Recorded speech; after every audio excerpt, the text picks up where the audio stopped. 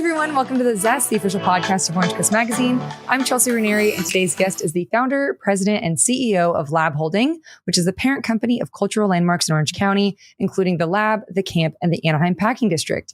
He's also held positions including the president of Quiksilver and worked in New York's fashion and art industry at the art explosion in the 70s. Thank you so much for being here today, Shaheen Sadeghi.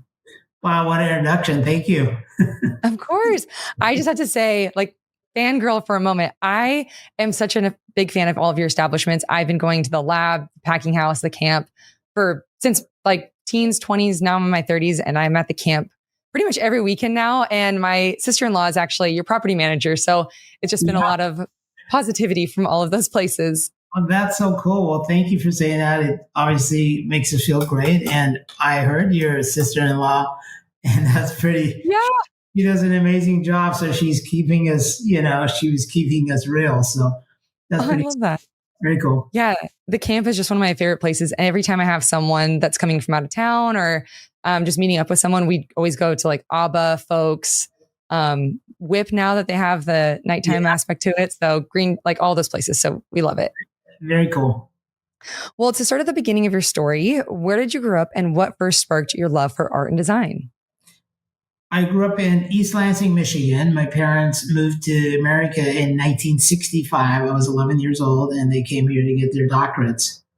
And that's where I grew up. And when I was 19, I realized I had to get out of Michigan. And so I ended up going to design and art school in New York back in the 70s. Okay, so as I mentioned in the intro, that was during the art explosion, which I don't know that I have heard of before. So what was that like for you going to school during that time?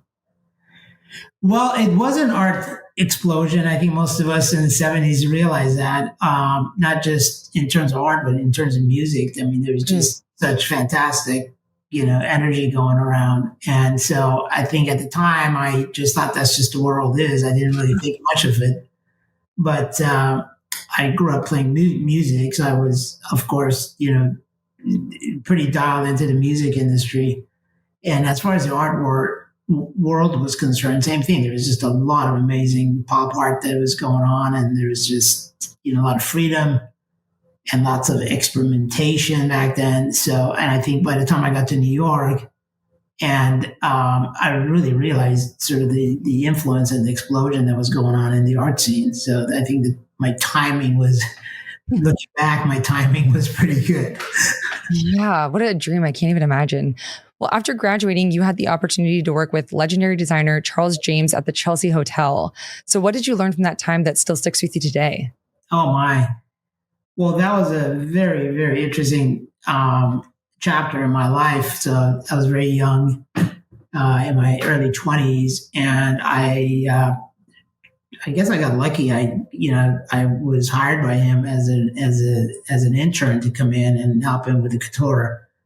And he was kind of a freaky guy, to be honest with you. I mean, if you look him up. So he had 2 hotel rooms, and that they were just sort of connected. And one was his studio. The other was where he actually, lived. Oh. And the New York laws back then, by the way, I don't know if they're still the same, but, once you check into a hotel, they can't really kick you out. Really? So I think he checked in for many years, and then at some point he never paid rent, but for some reason,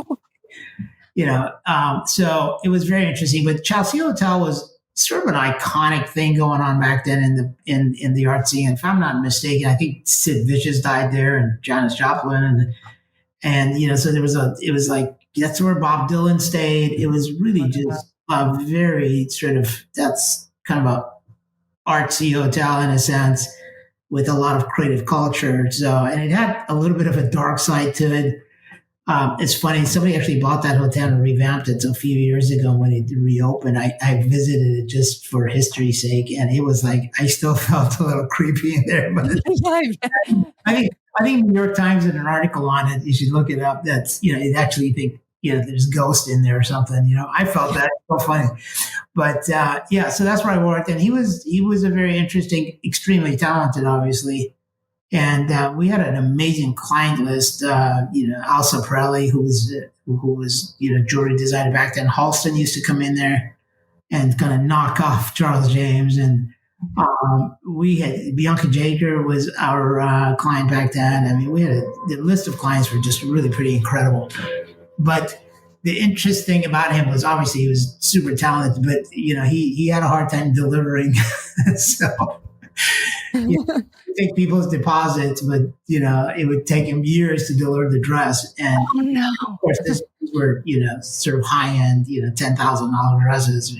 So it was an interesting time, but I learned a lot from him. Honestly, I think at the time I knew this guy was special, and I knew that this is an amazing, thing in my life. But and I think as the years went on, I keep going back and reflecting on that. And one of the things that really stayed with me was at the time there was a gentleman named Antonio Lopez, who was I think probably the best fashion illustrator. So I think if you look him up, he's and Antonio he drew all of the Charles James projects, and so I actually have some of the original work here in my place at home, which I really nurture, But so I think it was great just to be around him, and watch the way he illustrated.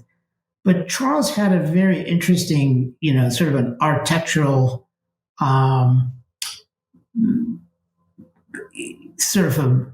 he just thought different, when it came to apparel. So, and I use the word architecture because I think he was as much of an architect than he was a fashion designer.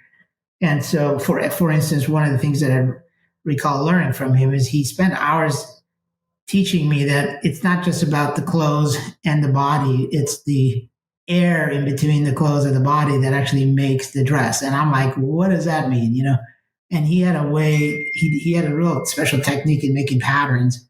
He did it on a grid system, which was completely different from any kind of a sort of couture pattern making, which I studied. But so he was brilliant. He really was. Wow, that sounds such an incredible experience. Well, what ended up bringing you to California? Well, honestly, I just got burned out. I think that at some point, I was in New York and I was living in Brooklyn. I was going to school. I had all these amazing jobs. And by the way, Charles James, his hours were 7 in the evening until 2 in the morning. And yes, those were his working hours. And then in the morning, I worked for John Anthony, which was in the 550 building. That's where Oscar de la Renta and Jeffrey Bean and all those people were in that building. So I would leave one job and then I'd go to the other job, and then I'd take the GG train back into Brooklyn. And then next morning I wake up, go to school. So I think at some point I just thought I needed a little break, Mm-hmm. And that kind of got me out here to California. And but really what happened in 1976, I received the New York Designers Award, which was, I don't know if they had the Cody Award back then, but it was a similar. And that was a kind of a big deal for me. Diane von Furstenberg was one of the people that gave me the award. And, oh my God. So I think that opened up the gates for me. And through that opportunity, I got some very high-end jobs, which I thought, I'm not sure if I wanted to continue to do. And I had some opportunities that showed up in California. And I think back then I was eager to travel. So I ended up working for a company called Catalina, which was the biggest swimwear company back then. And within a week, I was on a Pan Am flight to Tokyo, and and then that's where it all started. I landed in Japan, and I just thought I was in La La Land. I love the people, I love the food, I think they're the best merchandisers, and they had the best fabrics, and wonderful people to work with. So I think then I sort of, really embraced, Asia, and eventually when I moved to Janssen, I set up an office in Hong Kong for about 10 years. Wow. So back and forth because we didn't have the internet. So when we went there, we stayed there until we got our work done, and then we put the collection together. But so that became a big part of my life. And next thing you know, I was sort of the expert in Asia, because I got on pretty early on. Wow, that's incredible. And to fast forward a bit, you also held leadership roles at Janssen, Gotcha, and Quiksilver. And then in the 90s, you pivoted and founded Lab Holding. So what inspired you to become an entrepreneur? Well, I didn't really think of myself as an entrepreneur. I spent a decade with Janssen, and I sort of, as I mentioned, I sort of became the expert in the Far East. And of course, I was still running all products and design for these companies. And then an opportunity came for me to work here in Orange County for a small company called Gotcha Sportswear. And so I wore a bow tie to work every day at Janssen and polished my wingtip shoes. It was a very conservative company, but a wonderful company. It was a VF corporation. And so when I came down here, I met Michael Thompson and completely fell in love with the guy and what he was doing. Very creative person, amazing surfer. And I just felt like I needed a fresh change because, I know these days it's not fashionable to work in the same place for more than 2 years, but back then it wasn't fashionable to hop around. So after spending a decade with Janssen, I really kind of took a risk and came down to Orange County and used to live in Pasadena. My office was downtown LA. And by the way, my office was exactly where Johnny Depp's residence was, because somebody bought the building, and on the 10th floor, which where my office was, there was 2 balconies on each side in that building. So that I think Johnny just took the entire thing. So I don't know what he paid for it, but it's so iconic. It's the Eastern Building, by the way, on the corner of Broadway and 9th. But anyway, so I ended up moving to Orange County because of Gotcha Sportswear, and then we just honestly just had a blast in the 80s. We went from 15 million to 150 million. That was actually a lot of money back then. Very quickly, and they're wonderful people to work with. And then I had an offer to go into running Quiksilver as president. I had been involved with public companies before, and I really was interested in that time in my career to run a public company. And so that's what I did with Quiksilver. And then at some point, I just decided to start my own company. Wow. And the lab, which I didn't know this, but it's short for Little American Businesses, was such a unique concept at the time. So how did you come up with that idea?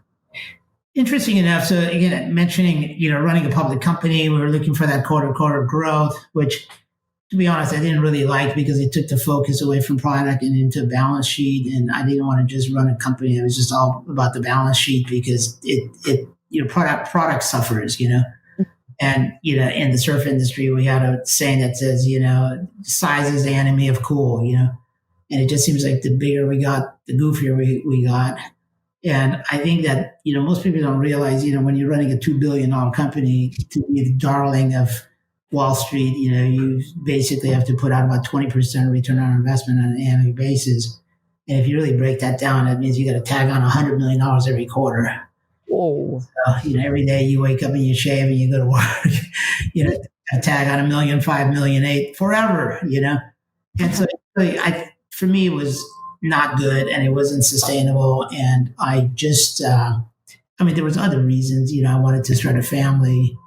But I'll give you the short story. I was coming back from Hong Kong on one trip. I was in a United airline, and back then, the left side of the plane is smoking and the right side is non-smoking. It was a joke. And so I'm sitting here, and all of these men, the Asian men were just chain smokers, and the plane was all foggy, and we're going through these heavy thunderstorms in the Pacific. And I'm just thinking, and I was just beat, just going back and forth. So I'm just thinking, what am I doing in my life? I'm making board shorts. Thinking about it, I just really became, sort of empty. And I think that was like, hey, I'm not sure if I want to do this for the next 10, 15 years or the next 5 years. So I think those were a combination of that, wanting to start a family. And I had some ideas that I wanted to explore on my own. So I think that was the thing that, made me make the lab decision. And quite honestly, the lab, Little American Businesses, my experience working for the smaller surf companies, and they all became sort of international companies. Mm-hmm. And being here in Orange County had really an interesting time period, in the late 80s and 90s particularly. There was a music explosion here in Orange County. Of course, we were the sort of the surfing capital of brands in the world, And Mhm. so I realized that all of the cool innovation, new products, excitement came from these smaller companies. And then the bigger we got, the goofier we got. And so I wanted to create this environment where these cool small brands can all come together. And I didn't want it to be just about surf. And that's why at the time coffee houses were new. I think we only had one Starbucks in Orange County. Uh, and so, we did the Gypsy Den, and then we brought in Cruise Salon, and I brought in Urban Outfitters, which was really, really great back then. And they're still good, but they were small and definitely more in tune back then. And then I brought in some surf brands, and so I think and Tower Records, I became really good friends with, God bless him, Russ Solomon, who was that was the largest record store globally, and then he did a small Tower alternative store with me. So, and I've never done, leasing or anything like that before, but I think most of this just happened by me visiting these people and telling them about my vision. And they said, okay, we'll sign, which was pretty amazing. So Yeah. the idea was to create this village for little American businesses, and by the way, most of these people, the smaller operators, they didn't want to be in a mall. They couldn't afford to be in a mall. They didn't want to sign a 15-year lease with a mall. There was a dichotomy of culture and brands inside of a mall. So we found sort of an interesting, niche. And I think particularly in Orange County, you have the malls. Oh, by the way, we have the best malls in the country, but Mhm. still malls. And then there is strip centers. So they either have to be in a mall, which they didn't fit, or they have to be in a strip center next to a 7-Eleven and a dog grooming shop and a Happy Nail. Yeah. It's such a cultural dichotomy. And so I think the lab was really just this home. It was this village for the tribe of Yeah. creative people. That's really where it all started. That's so cool. I love that. The concept, like I remember being a teenager going there and just being like blown away by it. Like there's nothing like this. And then you created the camp, which I didn't know was the first green retail center in the country. You've done some research. Yeah. I was like blown away. I was like, I had no idea. So why did you go in that direction next? Well, again, I think one of the things that's always driven me is,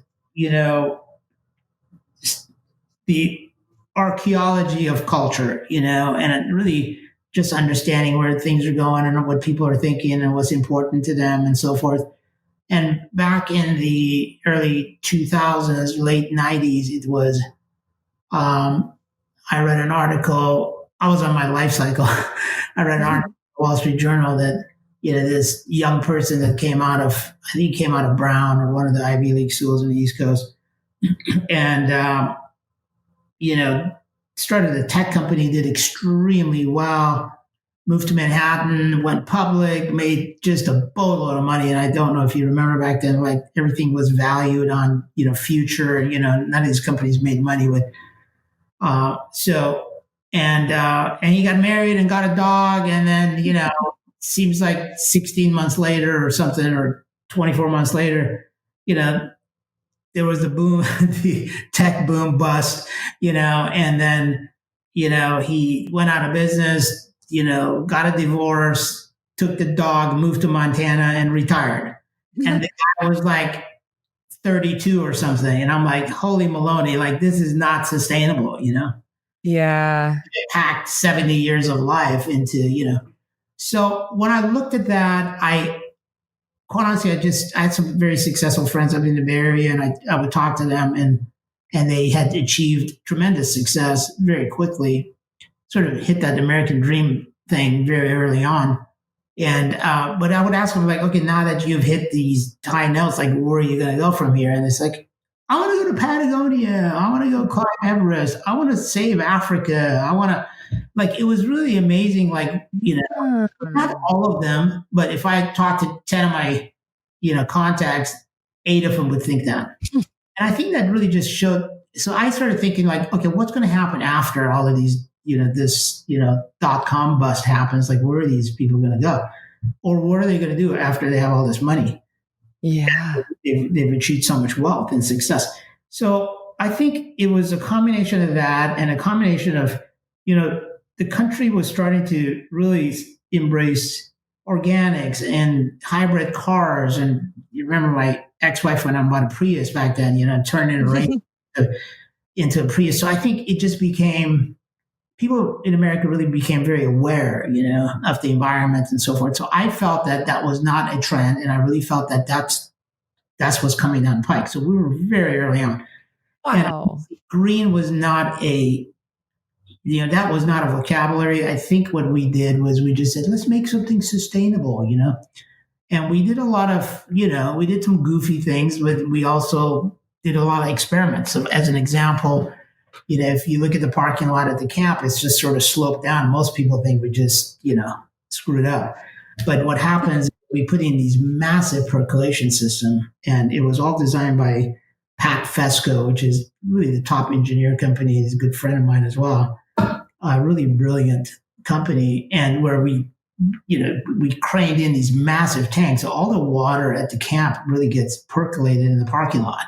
And most people don't even know that. And no, I had no idea. well, I just remember, and it was expensive for us to budget all of this, of course, because it's a lot cheaper just to do it the regular way, But I remember Pat calling me literally a day before we're buttoning this account. He goes, well, Shaheen, I just want to let you know, I think we undersized these tanks and you might need, another couple of tanks. And I'm like, well, if I didn't do it, then he would have said, I told you so. And of course I have to do it. He goes, well, by the way, there's $60,000 a tank. And I'm dying trying to get this project done. Oh, no. But anyways, but so a lot of it honestly was experimental, but we got a lot done. And many of the things we wanted to do, we weren't able to get approval. And for instance, it's one of the first to put grass roofs on. I couldn't get anybody in California to build it, so I had to go to Florida and find an organization. And then we had to buy this special insurance because nobody wanted to insure grass roofs. Those challenges are all gone these days. But we had a lot of fun doing it. But that's the camp story. Oh, so cool. Well, okay, I recently heard this term as well. So Becca Arts District. So can you talk about what that is and what that encompasses in that district? Well, I think after the lab, we started to, invest in the neighborhood, and then years later the camp and so forth. And I really got tired of telling people, oh, the lab is, on Bristol Street next to Pep Boys, And I was really vested in the area. I honestly think that area today, and I thought for sure back then, that it's kind of a precious area. It's down the street from South Coast Plaza. It's on the way to Newport. And, you got the 73, the 55, and the 405. I mean, to me, it's a very precious area.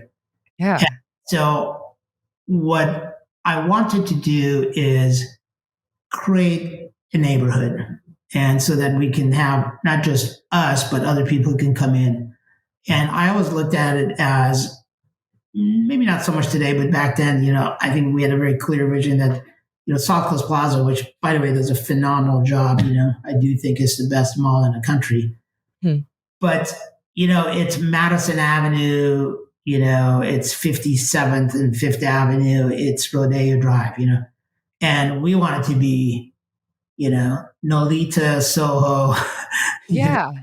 And so that's what I always said. So you can, I would never go out and do a Gucci deal because it doesn't fit it. Today it might, but back then that's not what we were after, Mm-hmm. I think SOBECA stands for South on Bristol Entertainment, Culture, and Arts. Oh, I love that. Yeah, so it was sort of the acronym for this, arts district. And then since then, we've acquired about 14, 16 acres or so in that area. And it's finally started to kick in. It's taken us 30 years, as you know, with coffee and, a lot of great stuff happening on Randolph Street. And very grateful of the city to come in and finally, create more parking on Randolph. It was a 4-lane street to nowhere. So I think the city's been great to work with. So, and then now we're in the process of, we also own the block behind Randolph on Century. So we're in the process of now updating that. So I think this area has become, just kind of a fun area for all the people that don't want to be in a mall. Yeah. Or it's just such a great vibe when you're there. Everyone kind of I don't know. I just love the culture of that area. Thank you. Yeah. Like I said, I'm literally there every weekend. But well, so I remember when the like foodie scene came out on social media, which kind of seemed to line up with the creation of the packing house. So was that cultural shift kind of part of your inspiration, or what drove the vision behind that project? Great question. Lots of different, components to that. I think again, as part of this, chasing culture, uh, we recognized that in America, people were farmers markets started to open, and young people started, this whole chef thing, on TV, and everything became, you know, food became the new canvas for Mm-hmm. people, and we hadn't honestly had that for many years, because so much of our products were homogenized and national chain, and everything we do is sort of anti-homogenization. Mm-hmm. And I have to be honest, like I was inspired by what was going on in Portland. I was working on a project up there, and all of a sudden these little food trucks would pull in a parking lot, and then the food would be amazing. And I'm standing back thinking, this is great. You got a couple of cool young people, maybe husband and wife, maybe boyfriend, girlfriend, maybe they're just partners, they're into making the best tacos, and all of a sudden and then these guys they make the best pies, and these people make the best, and they all pull up in the trucks. And by the way, they can work whenever they want, and they can, they don't have to sign a 15-year lease. So there's a sense of freedom. And I really clearly understood the fact that there was a market here for creating an environment for the young culinary artist. And what convinced me of that early on was the fact that some of these folks were so popular, there'd be a line around, for their food. And I did realize that at some point they are going to want a permanent space, but the permanent space can't just be a traditional, strip center or a mall or anything of that sort. So this idea of food hall, we did not invent. Again, a lot of my ideas come from traveling, and I've seen them work, in these very interesting parts of the world, and they've been there for hundreds of years. And so you talk about a sustainable. So I think combination of looking at that model and looking at the cultural shift in America and looking at what I felt was coming down the pike, that's where the packing house started. And, obviously it was daunting. We had to open 40 restaurants at the same time. And I think, California in particular is very strict in terms of food services, and Orange County is even more strict than California. Interesting. And so I think it took us years to just kind of get around things, just simple things that were important to me because, I've had kids, when my kids were younger, we either had to get a babysitter and leave our kids with a babysitter that, always worried everything was going to be okay, and went and got a, salmon dinner somewhere, or we had to go out with the kids and had to eat a Chuck E. Cheese or something, Right. It was like, there was no cool places I could just take my kids where they would have fun and I would have fun, and, and so I think this idea was we wanted this to be about families. And one of the things that was important to us also was, the ability to serve beer and wine, for instance. And so the rule was that beer and wine has to be served in this designated area. So they had to, it had to get served, and you had to consume it inside of a box. Uh-huh. You walk around with it. So it took us literally 3 years. And I know we were the first in California to get a permit where, if you go with your boyfriend or girlfriend and you want to get a glass of wine, you want to get a beer, and you guys want to walk around and get different foods, you can. Yeah. That's something that's simple, that in other parts of the world, it's, there's nothing to it. But here it just, it took us 3 years. So I think with the way we did it, when we set it up, we called it plug and play, where we actually built all the infrastructure, because a lot of these food artisans are creative people, but they're not construction people, Mm-hmm. We set up a concierge system with the city so that when they come through with their plans, they, get approved so it doesn't get dragged out. So we really built a system where we can get these people open within 6 weeks, and all they had to do is show up and basically plug in, what they need to prepare their food, whether they're making sushi or they're making Indian food, what have you. and then Yeah. they were in business. So that was a huge part of the success. And the project, 11 years in, is still growing, and we've got a lot of our original tenants, and we survived, COVID, and so it's been a great project for us. I love the packing house. It's so like cozy and fun. And I remember going with my friends, and we would all go to different stalls and then meet back up together at the tables. And I remember one time, me and my girlfriends, we had been dying to get into the Blind Rabbit, and there was like a small opening, like a 30-minute opening. We're like, we'll take it. And it was like, That's so awesome. Yeah. yeah, it was such a cool experience. But Thank you. That's great to hear. But yeah. I think the other thing, Chelsea, that's really important is, as our communities in Orange County grow, so we have a beautiful, large Hispanic community, which is a massive part of our culture. We have a large, pretty awesome Asian community, and I didn't even know, but there's a huge Middle Eastern community in Anaheim. I found that out after I signed up on the project. And when you look at wherever you might be from, but if you look at all these other cultures, they are still dining together. Mm-hmm. And so, the problem with us in the States is, we only get together at Thanksgiving. What happens is, you go there on a Saturday, and there's a grandma and a grandpa and the little kids running around, and, so 12 people show up, and they're large families, as you know. And they can all go get food from different places, and they can all pull and table and chairs together, whether it's in the park or in the backyard or it's inside the packing house. And honestly, you can't experience that anywhere else in Orange County. So I think that's been a huge part of our success, in just giving the people those choices and the ability to connect. It's all about connecting people. And all the food stalls too are so good. Like, you can't go wrong with anywhere you pick. But well, you've nurtured nearly 50 unique projects across Southern California and have won numerous awards, including the Mayor's Hall of Fame Award from Costa Mesa. And you've received international recognition from BBC, NPR, The Wall Street Journal, which referred to you as retail royalty, which, like, what an incredible honor. So looking back, which moments are you most proud of and why? Oh, my.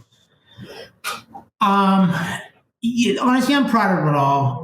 Looking back, I turned 71 this year, and I don't know if I would do much different. I love all our projects. Every one of them was sort of hand built. I've got an amazing team, which there's no way I could have done without.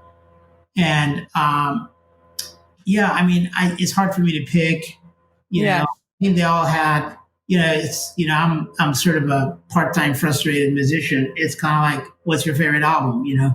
I think each album reflects, your mood, where you are in your life, and it's a representation of your journey, And so, for instance, when I did the lab, I was really dialed into the youth culture on a global basis because we had international offices, and that's really what I was into it, and I think I was on top of my game. And then by the time I had kids, it was really less about surfing, and snowboarding kick in, but, all of a sudden we went camping, and just being in the outdoors. So I think that's where the whole environmental, camp thing happened, because, I would be traveling. And by the way, my kids have been over 100 countries. We've done the Amazons. We've gone to the North Pole. We went to the South Pole, and we went to Bhutan and the Himalayas. It's just so much of what we do is a reflection of what we're doing at the time and moment. So that's honestly where the camp started. And I shared with you the packing house. Our solo project was the first WeWork project. Honestly, way before WeWork, because my friends would call me. When the economy went south, they said, well, I lost my job, but I can't work out of the house because there's the kids and the dog, and you have a cool little space, so we created solo, So I think every project we've done has had a reason, as opposed to as opposed to it being just a real estate investment, Right. I love that. Well, are there any exciting projects coming up or anything that you want to shout out for our listeners to keep an eye out for in the coming year or even after that? Well, we've been working on a project down in San Diego. It's in San Marcos. It's taken me about 6 years to get it entitled. That's how tough California is. Wow. And it's a interesting, I think the next movement I see here in America is this makers where, we call it micro manufacturing. So these are people like, let's say you're a surfboard builder, you want to sell it directly to consumer. You're not going to go sell it to Nordstrom's and have Nordstrom sell it for you. I think that's the model. And nor even some of the surf shops, to be honest, because I think the surf shops are starting to shrink. So, and I think if you're serious about surfing, you want to, have a conversation with your shaper, Yeah. And there's value in that. So I think this project eliminates the middleman. It's basically the maker and the ability to connect with the end user or your customer, Wow. And the whole thing has to do with conversation, and it has a social component to it, for example, if I give you a candle and you're going to say, well, thanks, Shaheen, for the candle, and then you open it and it says Pottery Barn on it, I think you're going to be stoked. But if I handed you a candle and I said, hey, I made this, or one of my friends made this, and you're going to say, oh my God, this is amazing. Like, you actually made, so, it's a whole different emotion, and by the way, the Pottery Barn candle, you can look at it and say, well, gosh, he probably paid $20 for it, and I think, if I hand you something I made or one of my friends made, I think you're not going to know even, like, how do you put a value on that, Right. So a lot of these this is the type of thing that I think is going to affect retail.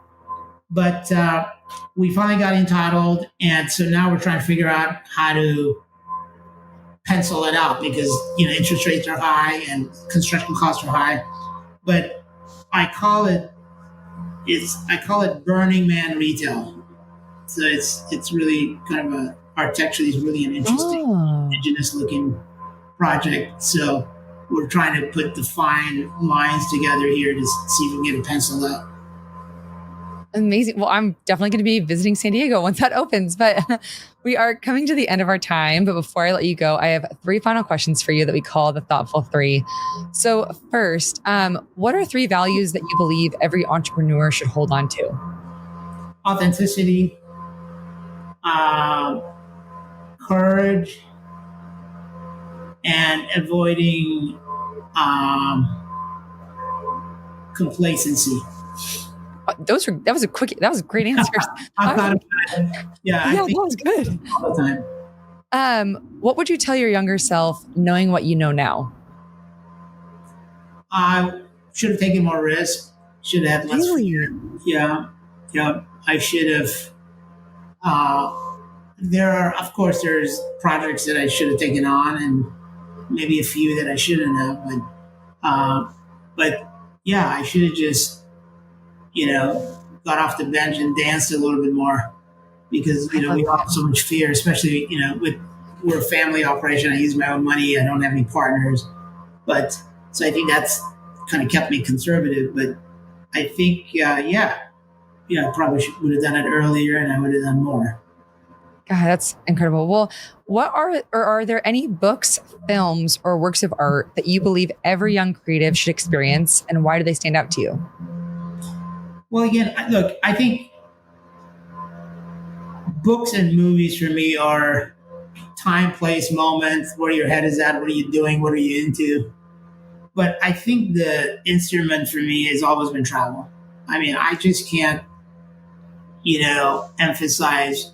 And by the way, when I say travel, of course, you can go to London, Paris, and, I think just getting out there is so inspirational, and just being open to these other cultures and religions and the way people live and their belief systems. And because there's a whole lot more outside of where we live and how we live.